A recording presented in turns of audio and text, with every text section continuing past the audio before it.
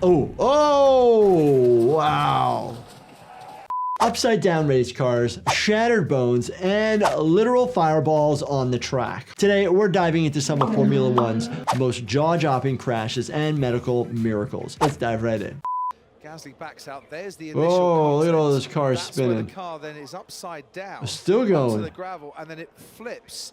Oh, I think this individual only got soft tissue injuries, meaning bruising, maybe some lacerations, some hematomas, some swelling of the tissue, maybe any types of sprains. That's what we mean by soft tissue injuries. Goes over the tire barrier and into the catch fence. It's crazy because these F1 vehicles are open.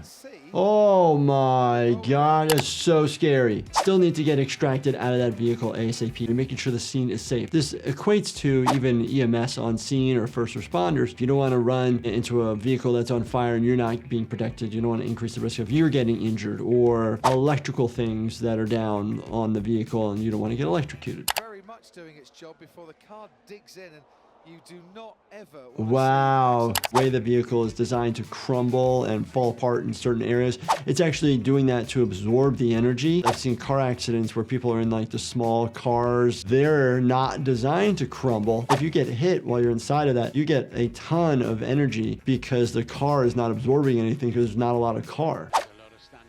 Oh, it's flying. That's a lot of water. Oh. No traction.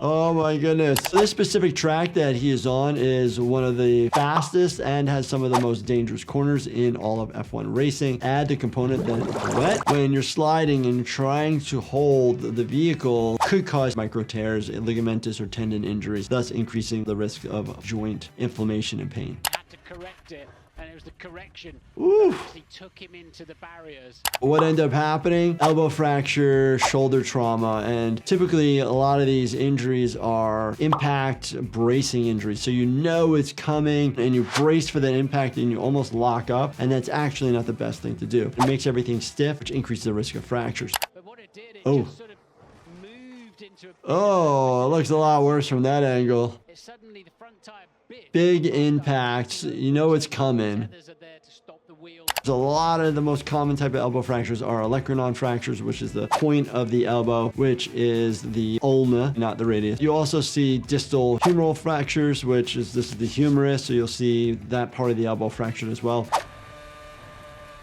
Oh, oh, wow.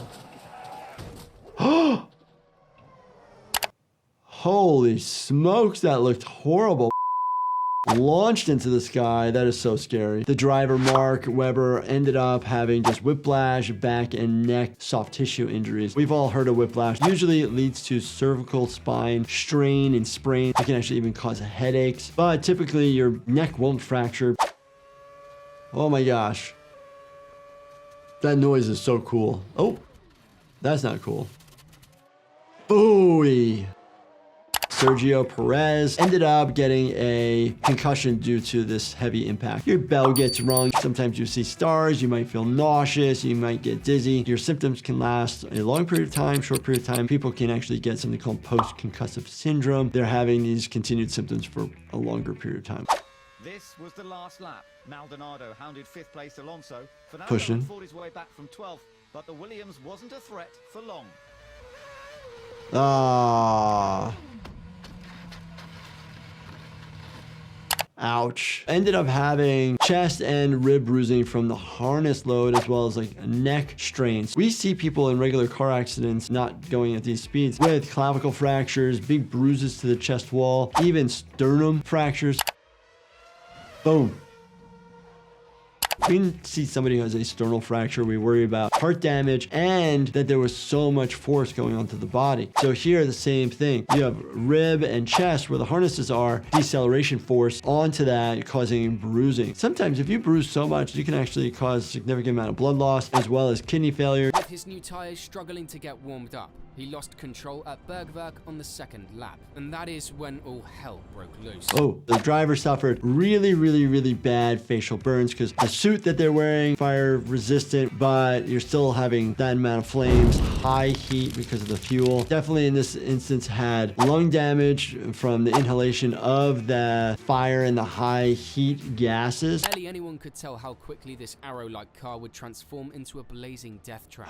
Given that the race had just begun, the car still contained a full load of fuel, with the car quickly becoming engulfed by flames. When somebody gets burns, first, second, third are the most common. First degree burn is like a sunburn. Second degree burn, there's two different types of categories, superficial or deep, where they say partial, full thickness, that sort of thing. And then third degree burn is when it's gone all the way through the layers of the skin, it needs to be cut off and new tissue grafted onto the area.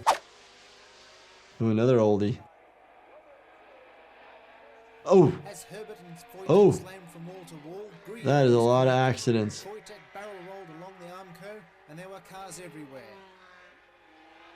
Johnny Herbert. Here's Johnny. Ended up having bilateral ankle fractures that were comminuted or compound fractures, so multiple pieces, which then severely decreased the mobility of the ankle once it actually healed. Whoa. Oops. That is a big flame. I think Ronnie Peterson, this is from 1978, ended up having multiple leg fractures and ended up having a post-surgical fat embolism causing respiratory issues. Pieces of car everywhere. Holy crap. Oh no, the car is still on fire. The importance for this case is get that driver out of that vehicle ASAP. Rapid evaluation. When somebody has a long bone fracture, specifically the femur, it causes significant pain. A lot of the pain is from those big muscles of your leg trying to retract. One of the worst accidents in recent Formula One history occurred Oh. during qualifying. Martin Donnelly's Lotus crashed head-on into a guardrail at 160 miles an hour, Wow. cutting the car in half and throwing Donnelly to the middle of the track, still strapped to the seat. If watching cars flip at nearly 200 miles an hour has your heart racing, you might need a little occasional stress support. That's where Chillax from my company Life Happens could come into play to help bring on the calm vibes. Find Chillax at lifehappens.com or on Amazon. Track officials and observers feared the worst, but What the? remarkably, Martin survived the crash. Ended up having comminuted fractures of the right femur, so multiple pieces of the right femur, which even that just to repair is pretty difficult, possibly needing like a medullary rod versus a lot of plates to put it back together. An apparent mechanical breakdown sent Donnelly's car into a guardrail at 150 miles an hour. The car exploded, literally disintegrating from the roll bar forward. Donnelly, still in his seat, bounced off the guardrail. The femur and the pelvis, you worry about the amount of blood loss that you can have. So major vessels run in that area and you can have an open book fracture of your pelvis. So you want to put a binder on it to squeeze it shut. Actually, the whole point of that is to prevent bleeding. I'm glad that they've advanced the safety mechanisms for these cars so people do a lot better nowadays. You're not seeing these horrific crashes, but these individuals still are at risk for major injuries. So it's not to be taken lightly. If you enjoyed this, definitely check out this playlist right here. Binge watch everything, and please make sure you subscribe, turn on your bell notifications, and hit that like button for me. Thank you so much for watching, and stay healthy, my friends.